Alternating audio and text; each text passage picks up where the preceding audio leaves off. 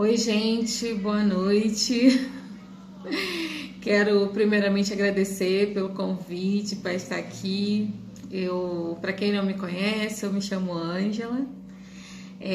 Tô aqui morando em Belo Horizonte há um ano, mas eu frequentei a Associação Espírita Jesus Nazareno há quase 30 anos, né? Então agradeço muito essa casa que nos acolheu a minha e toda a minha família, e que nos esclareceu e nos consolou muito com essa doutrina de amor, né? Muito obrigada. E muito feliz de estar um pouquinho próximo de vocês, podendo conversar um pouquinho, falar um pouquinho.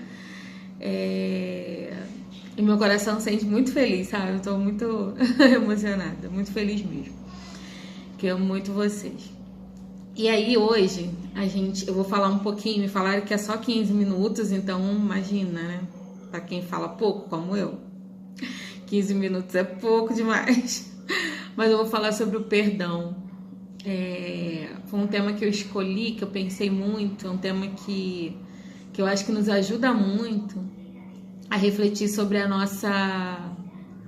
sobre o que devemos fazer diante das situações em que nós, muitas das vezes, não compreendemos sobre a ação do outro sobre a nossa vida, da ação do outro sobre a nossa vida, que nós muitas das vezes não compreendemos. E sofremos muitas das vezes, né? E esse sofrimento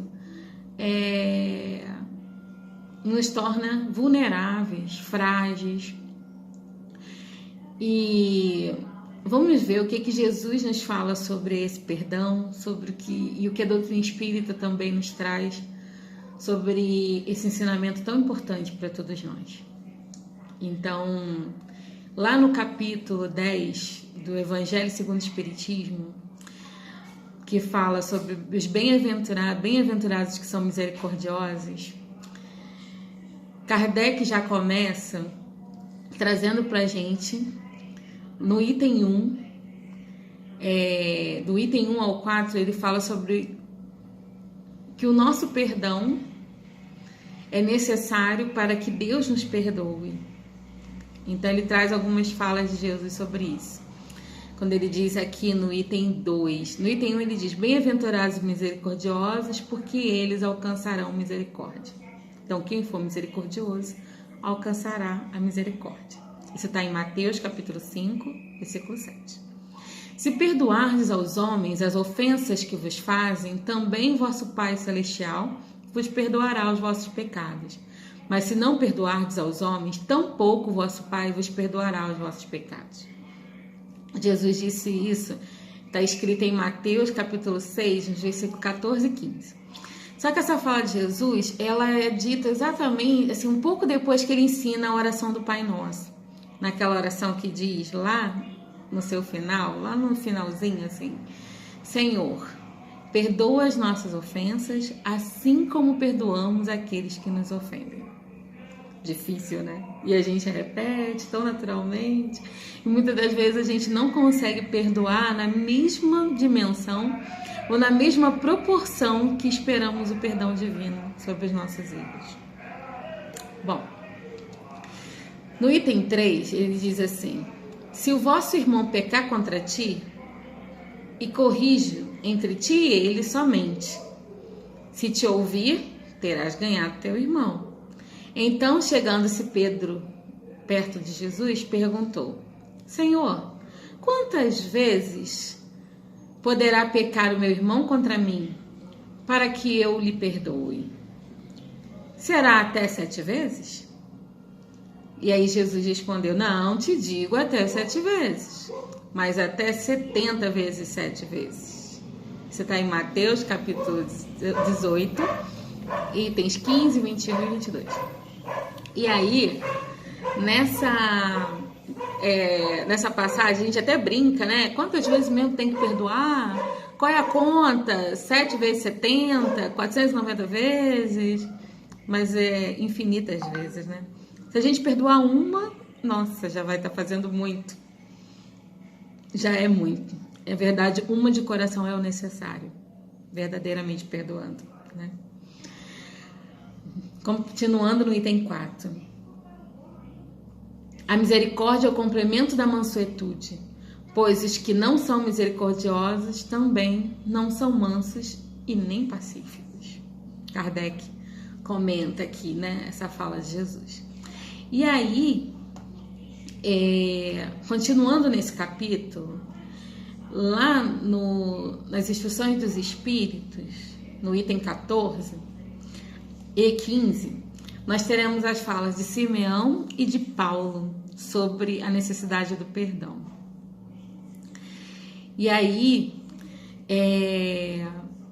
eu vou trazer só uns trechos dessas falas, porque eles falam bastante coisa, né? Depois eu acho que vale a pena a gente dar uma lida nesse capítulo todo, que fala sobre a misericórdia, porque muitas das vezes eu acho que como humanidade, a gente entende que a misericórdia tem que ser de Deus para conosco. A gente pede misericórdia. Senhor, tenha misericórdia das minhas dores, tenha misericórdia das dores dos outros, tenha misericórdia de tudo que a gente passa. Mas Jesus fala que terá misericórdia aquele que tiver misericórdia. Então vamos lá. E aí Simeão, ele comenta assim, né, um trecho da sua fala. Jesus, o justo por excelência, responde a Pedro: perdoarás, mas sem limites. Perdoarás cada ofensa tantas vezes quanto ela vos for feita. Ensinarás a teus irmãos esse esquecimento de si mesmo, que nos torna invulneráveis às agressões, aos maus tratos e às injúrias. Serás doce e humilde de coração, não medindo jamais a mansuetude, e farás, enfim, para os outros o que deseja que os outros lhe façam. Não tem ele de perdoar sempre, e acaso conta o número de vezes que o seu perdão vem apagar as tuas faltas?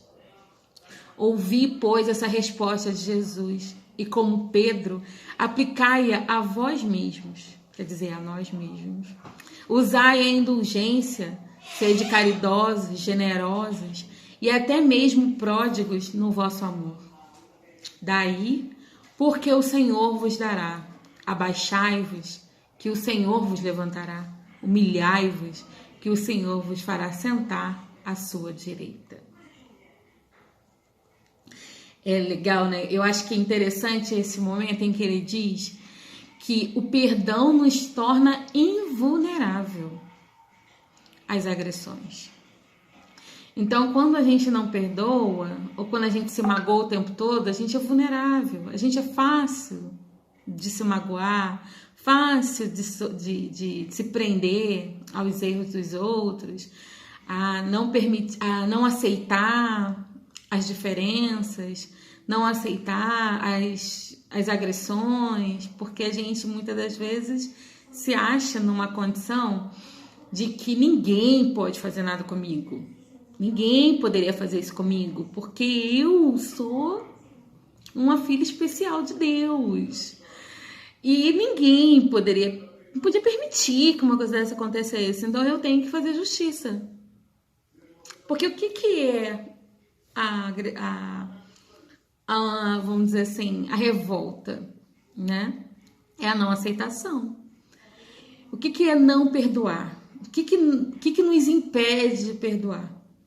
É porque muitas das vezes a gente não tem fé em Deus, não do tamanho necessário, que faz com que a gente permita que o outro viva a sua vida. E que, na verdade, a gente vai ser muito mais livre e muito mais leve se a gente permitir, se a gente perdoar, né?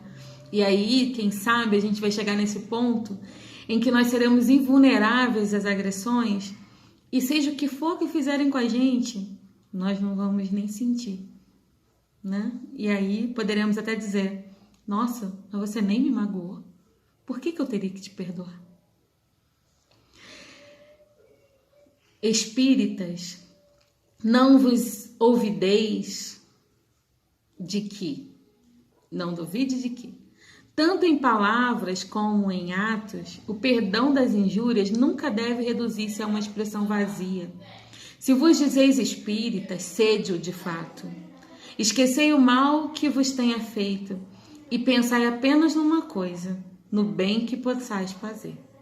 Aquele que entrou nesse caminho não deve afastar-se dele, nem mesmo pelo pensamento, pois sois responsáveis pelos vossos pensamentos, que Deus conhece. Fazei, pois, que eles sejam desprovidos de qualquer sentimento de rancor. Deus sabe o que existe no fundo do coração de cada um. Feliz aquele que pode dizer cada noite ao dormir: nada tenho contra o meu próximo. E aí, é importante trazer também a fala de Paulo, né, que eu falei que está no item posterior ao de Simeão. Essa mensagem de Simeão, ela foi trazida a Kardec em Bordeaux, 1862. E essa de Paulo foi o apóstolo Paulo em Lyon, 1861. Ele começa dizendo assim: perdoar aos inimigos é pedir perdão para si mesmo. Perdoar aos amigos é dar prova de amizade. Perdoar as ofensas é mostrar que se melhora, que nós estamos melhorando. Entendendo um pouquinho essa fala de Paulo, né? Perdoar aos inimigos é pedir perdão para si mesmo. Por que seria, né? Por que alguém se torna nosso inimigo? Porque provavelmente nós fomos muito bonzinhos, perfeitos, maravilhosos e não erramos com ninguém. E aí, com isso, as pessoas que sofreram as nossas más ações do passado, seja em outra encarnação ou nessa mesmo, vão muitas das vezes vir nos cobrar isso. E aí, quando a gente perdoa a ação deles, nós estamos perdoando a nós mesmos. Porque fomos nós que provocamos aquela raiva, aquele rancor, muitas das vezes, no coração do nosso irmão. A gente não passa por nada que a gente não precise. Ou se é expiação ou é prova. Então, se entendermos assim, acredito eu que ficará bem mais fácil. E esse perdão a si mesmo, perdoando os inimigos, me faz pensar quem seria nosso inimigo a não ser nós mesmos, né? Quando a gente sabe que a gente não paga nada do que os outros fazem, a gente não responde por nada que o outro faça, somente pelo que a gente faz. Então, se a gente está passando por qualquer coisa, ou vai passar por qualquer coisa, somos nós mesmos os construtores. Então, pedir e perdoar é se auto-perdoar, né? E, para finalizar, que já está finalizando o nosso tempo, eu vou finalizar aqui com o final da fala de Paulo. Mas há duas maneiras bem diferentes de perdoar. Há o perdão dos lábios e o perdão do coração. Muitos dizem do adversário: eu perdoo, enquanto que interiormente experimentam um secreto prazer pelo mal que lhe acontece, dizendo-se a si mesmo que foi bem merecido o que ele passou. Quantos dizem: perdoo, e acrescentam: mas jamais me reconciliarei. Não quero vê-lo pelo resto da vida. É esse o perdão segundo o Evangelho? Não. O verdadeiro perdão, o perdão cristão, é aquele que lança um véu sobre o passado. É o único que vos será levado em conta, pois Deus não se contenta com as aparências. Sonda o fundo dos corações e os mais secretos pensamentos, e não se satisfaz com as palavras de simples fingimentos. O esquecimento completo e absoluto das ofensas é próprio das grandes almas. O rancor é sempre um sinal de baixeza e de inferioridade. Não esqueçais que o verdadeiro perdão se reconhece pelos atos muito mais do que pelas palavras. Então, eu quero muito agradecer mais uma vez, agradecer a Deus por essa oportunidade e que nós consigamos a cada momento perdoar um pouco mais. Fazer esse ato que vai nos libertar. Pode até, na nossa consciência, acharmos que estamos libertando o outro de algo que ele tem que nos pagar. Mas, na verdade, ninguém deve nada a gente. Nós, muitas das vezes, somos mais devedores. Então, que esse exercício se torne menos doloroso a cada dia pra gente, né? Porque vai ser mais gostoso quando a gente puder sentir verdadeiramente que perdoou uma ofensa. Que Deus nos perdoe, nos abençoe, nos ilumine, hoje, agora e sempre. Um grande abraço para vocês, um beijo no coração de todos, muita paz, muita luz, muita perseverança nesse momento de pandemia, muita fé, muita oração. Que Deus abençoe a todos. Fiquem com Deus. Um beijo.